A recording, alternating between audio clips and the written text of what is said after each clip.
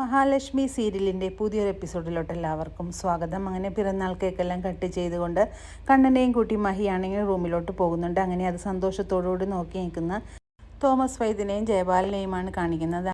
പിന്നീട് കണ്ണനെ കാണാനായിട്ട് അങ്ങോട്ടേക്ക് അനന്തു വരുന്നുണ്ട്. അങ്ങനെ അനന്തു കണ്ണനോട് സംസാരിക്കുന്നുണ്ട്. എങ്ങനെയുണ്ട് ഇപ്പം നിൻ്റെ കാലുകൾക്കെന്നെല്ലാം ചോദിക്കുമ്പോഴേക്കും നീ ഒരു അത്ഭുതം കണ്ടോളൂ, ഇപ്പം ഇങ്ങനെയൊക്കെയാണ് സംഭവിച്ചിരിക്കുന്നതെന്നെല്ലാം പറഞ്ഞുകൊണ്ട് അനന്തുവിൻ്റെ മുന്നിൽ കണ്ണനാണെങ്കിൽ എഴുന്നേറ്റ് നിൽക്കുന്നുണ്ട്. ഇത് കണ്ട് അത്ഭുതപ്പെട്ട് തന്നെ നിൽക്കുന്ന അനന്തുവിനെയാണ് കാണിക്കുന്നത്. എൻ്റെ എൻ്റെ കണ്ണുകളെ വിശ്വസിക്കാൻ എനിക്കാകുന്നില്ല, ഇതെപ്പോൾ സംഭവിച്ചു എന്നെല്ലാം ചോദിച്ചുകൊണ്ട് അനന്തു ആണെങ്കിൽ ആകെ ത്രില്ലടിച്ച് നിൽക്കുകയാണ്. ദൈവാധീനം കൊണ്ട് അതൊക്കെ വളരെ പെട്ടെന്ന് തന്നെ സംഭവിച്ചടാ എന്നെല്ലാം അനന്തുവിനോട് പറയുന്നുണ്ട് കണ്ണൻ. എന്നിട്ട് പറയുന്നുണ്ട്, നിനക്കിപ്പോൾ സന്തോഷമായില്ലേ, നിൻ്റെ കൂടെ എപ്പോഴും കൈപിടിച്ച് നടക്കാൻ ഇനി എനിക്കും സാധിക്കുമെന്നെല്ലാം പറയുന്നുണ്ട്. എനിക്ക് വളരെ സന്തോഷമായടാ, നിൻ്റെ മഹിയുടെ പ്രാർത്ഥനയാണ് നിനക്ക് ഇത്ര പെട്ടെന്ന് തന്നെ എഴുന്നേറ്റ് നടക്കാനുള്ള ഭാഗ്യം ലഭിച്ചതെന്നെല്ലാം അനന്തു പറയുന്നുണ്ട്. അപ്പോഴേക്കും മഹി പറയുന്നുണ്ട്, കണ്ണേട്ടനാണെങ്കിൽ ഈ പ്രാവശ്യം നടന്ന് മല കയറുമെന്നാണ് പറയുന്നതെന്ന് പറയുമ്പോഴേക്കും അനന്തു പറയുന്നുണ്ട്, അതിനെന്താ സംശയം, അത് അങ്ങനെ തന്നെ നടക്കുമെന്നെല്ലാം അനന്തുവും പറയുന്നുണ്ട്. പിന്നീട് പ്രതാപനെയും മുത്തശ്ശിയുമാണ് കാണിക്കുന്നത്. പ്രതാപനാണെങ്കിൽ മുത്തശ്ശിയോട് പറയുന്നുണ്ട്, എന്താണെങ്കിലും അവന്മാരെ ഒന്ന് ഞാൻ പോയി കാണട്ടെ, എന്താണ് അവന്മാരുടെ അവസ്ഥയെന്ന് എനിക്കൊന്ന് അറിയണമെന്ന് പറയുന്നുണ്ട്. അപ്പോൾ മുത്തശ്ശി പറയുന്നുണ്ട്, ആ മാർക്കോയാണ് അതിൻ്റെ പിറകിലെന്ന് അറിഞ്ഞിട്ട് വാടാ എന്ന് പറഞ്ഞുകൊണ്ട് പ്രതാപനെ പറഞ്ഞയക്കുന്നുണ്ട്. അങ്ങനെ പ്രതാപനാണെങ്കിൽ ആ ഗുണ്ടയുടെ അടുത്ത് എത്തുന്നുണ്ട്. എന്നിട്ട് അവരോട് കാര്യങ്ങളെല്ലാം തിരക്കുന്നുണ്ട്. അപ്പോൾ ഗുണ്ട പറയുന്നുണ്ട്, ജസ്റ്റ് മിസ്സിനാണ് മഹാലക്ഷ്മി ഞങ്ങളുടെ കയ്യിൽ നിന്നും അവൻ തട്ടിയെടുത്തത്, അല്ലെങ്കിൽ അവൾ തീർന്നേനെ എന്നെല്ലാം പറയുന്നുണ്ട് ഗുണ്ട. എന്നിട്ട് പറയുന്നു, പിന്നീട് ആ മാർക്കോ എന്ന് നിങ്ങൾ പറഞ്ഞ അയാൾ തന്നെയാണ് ഞങ്ങളെ ഈ പരുവത്തിലാക്കിയത്. അയാളുടെ ഇടിയും തൊഴിയും എല്ലാം കൊണ്ട് ഞങ്ങൾ ഈ പരുവത്തിലായി.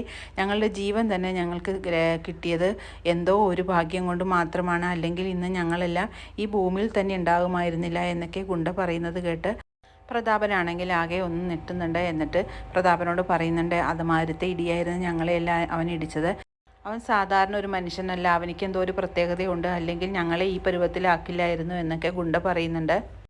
ഇതെല്ലാം വളരെ ഞെട്ടലോടുകൂടി തന്നെയാണ് പ്രതാപൻ കേട്ടുകൊണ്ടിരുന്നത്. എന്നിട്ട് ഗുണ്ട പറയുന്നുണ്ട്, ഞങ്ങളോടെല്ലാം പോലീസ് അന്വേഷണത്തിന് വരുമ്പോൾ ഞങ്ങൾ എല്ലാ കാര്യങ്ങളും തുറന്നു പറയും, ഇനി ഞങ്ങൾക്ക് പോലീസിൻ്റെ ഇടിയൊന്നും കൊള്ളാനുള്ള ആരോഗ്യം പോലുമില്ല, സാറ് കണ്ടില്ലേ ഞങ്ങളുടെ അവസ്ഥ എന്നെല്ലാം പറയുന്നുണ്ട്. ഞാനാണിത് നിങ്ങളെ കൊണ്ട് ചെയ്യിച്ചതെന്നുള്ള കാര്യം നിങ്ങൾ പോലീസിനോട് ഒരിക്കലും പറയരുതെന്ന് പറയുമ്പോഴേക്കും ഗുണ്ട പറയുന്നുണ്ട്, ഇനി അതൊന്നും പറയാൻ പറ്റില്ല സാറേ, സാർ എത്ര പൈസ തന്നാലും അതിനെക്കുറിച്ച് ഞങ്ങൾക്ക് പറയാതിരിക്കാൻ പറ്റില്ല, ഇനി പോലീസിൻ്റെ ഇടികൊള്ളാനുള്ള ശേഷിയൊന്നും ഞങ്ങൾക്കില്ല എന്ന് പറയുന്നുണ്ട്. അങ്ങനെ പ്രതാപനാണെങ്കിൽ ആകെ നാണം കെട്ടുകൊണ്ട് തന്നെ മുത്തശ്ശിയുടെ അടുത്ത് വരുന്നുണ്ട്. എന്നിട്ട് പറയുന്നുണ്ട്, വേറെ ആരുമല്ല അമ്മേ, ആ മാർക്കോ തന്നെയാണ് ഇതിൻ്റെ പിറകിൽ, അവൻ എങ്ങനെ ഇതെല്ലാം അറിയുന്നു, ഒരു ഇരുചെവി അറിയാതെയാണ് നമ്മൾ ഈ കാര്യങ്ങളെല്ലാം നടത്തിയത്, പക്ഷെ അവൻ ഇതെല്ലാം മണത്തറിയുന്നുണ്ട്, അവർ പറഞ്ഞതുപോലെ ഒരു നിസ്സാര മനുഷ്യനല്ല, അവനിക്കും ആ ലക്ഷ്മിയെ പോലെ തന്നെ എന്തോ ഒരു പ്രത്യേകതയുണ്ടെന്നാണ് എനിക്ക് തോന്നുന്നത്, അല്ലെങ്കിൽ അവൻ ഇങ്ങനെയൊന്നും ചെയ്ത് കൂട്ടില്ലായിരുന്നു എന്നെല്ലാം പറയുന്നുണ്ട്. പിന്നീട് ദുർഗയെയാണ് കാണിക്കുന്നത്. ദുർഗ പറയുന്നുണ്ട്, കാലിന് പോലും ഇവളെ വേണ്ടേ, ഇവളെ ഏത് തരത്തിലാണെങ്കിലും രക്ഷപ്പെട്ടു വരുമല്ലോ, ഇവളെ രക്ഷപ്പെടുത്താനുണ്ട് ആ മാർക്കോ എന്ന് പറഞ്ഞവനും കൂടെ ഉണ്ടല്ലോ എന്നെല്ലാം പറഞ്ഞുകൊണ്ട് ദുർഗയാണെങ്കിൽ വിലപിക്കുന്നുണ്ട്. അപ്പോഴേക്കും ഉണ്ണി പറയുന്നുണ്ട്, ഇവളുടെ മുത്തശ്ശിയോടും അച്ഛനോടുമെല്ലാം ഞാൻ പല പ്രാവശ്യം പറഞ്ഞതാണ്, ഇവളുടെ പിറകെ പോയിട്ട് ഒരു കാര്യമില്ല, ഇതുപോലുള്ള ചീപ്പ് പരിപാടികളൊന്നും ഇനി ചെയ്യരുതെന്ന് പറഞ്ഞതാണ്, പക്ഷേ ഇവളുടെ അച്ഛനും മുത്തശ്ശിയൊന്നും ഇതൊന്നും പറഞ്ഞാൽ കേൾക്കില്ലല്ലോ, ഇവരാണല്ലോ എൻ്റെ കുഞ്ഞിനെ നശിപ്പിച്ചത്, വേണ്ടാത്ത കാര്യങ്ങളെല്ലാം ചെയ്തു കൂട്ടി ലക്ഷ്മിക്ക് കൊടുക്കാൻ വെച്ച മരുന്നല്ല ഇവളെടുത്ത് കഴിച്ചത്, എൻ്റെ കുഞ്ഞ് നഷ്ടപ്പെട്ടതും അതെല്ലാം പറയുമ്പോഴേക്കും വീണ്ടും വീണ്ടും ഇവൾ എന്നെ തന്നെയാണ് കുറ്റം പറയുന്നത്, ചെയ്തു വെച്ചത് മുഴുവൻ ഇവളും ഇവളുടെ മുത്തശ്ശിയും ഇവളുടെ അച്ഛനും കൂടിയാണ്, എന്നിട്ട് ആ പഴിയെല്ലാം കൂടി എൻ്റെ തലയിൽ കെട്ടിവെക്കാൻ നോക്കുകയാണ് ഇവളുടെ മുത്തശ്ശിയും അച്ഛനുമെല്ലാം എന്ന് ഉണ്ണിയാണെങ്കിൽ ആകെ ദേഷ്യപ്പെട്ടുകൊണ്ട് തന്നെ കരുണയോട് പറയുന്നുണ്ട്. ഇതെല്ലാം കേൾക്കുന്ന കരുണയ്ക്കാണെങ്കിൽ ആകെ ദേഷ്യം വരുന്നുണ്ട്. എൻ്റെ അച്ഛനും മുത്തശ്ശിയും ഞാൻ എന്ത് വിചാരിക്കുന്നോ അത് നടത്തി തരാനാണ് അവർ ശ്രമിക്കുന്നത്, അല്ല നിങ്ങളെപ്പോലെ മാറി നിൽക്കുകയല്ല ചെയ്യുന്നതെന്ന് പറയുന്നുണ്ട്. എൻ്റെ മുത്തശ്ശിക്കും അച്ഛനും എനിക്ക് എന്ത് വിചാരിച്ചാലും നല്ല രീതിക്ക് തന്നെ നടത്തി തരണമെന്ന് അവർക്ക് വളരെ ആഗ്രഹമുണ്ട്, എൻ്റെ സന്തോഷമാണ് അവർക്ക് കാണാൻ ആഗ്രഹം, അതുകൊണ്ടാണ് അവരങ്ങനെയൊക്കെ ചെയ്യുന്നത്, അതിനെ കുറ്റപ്പെടുത്തിയിട്ട് കാര്യമില്ല എന്ന് പറയുന്നുണ്ട് കരുണ.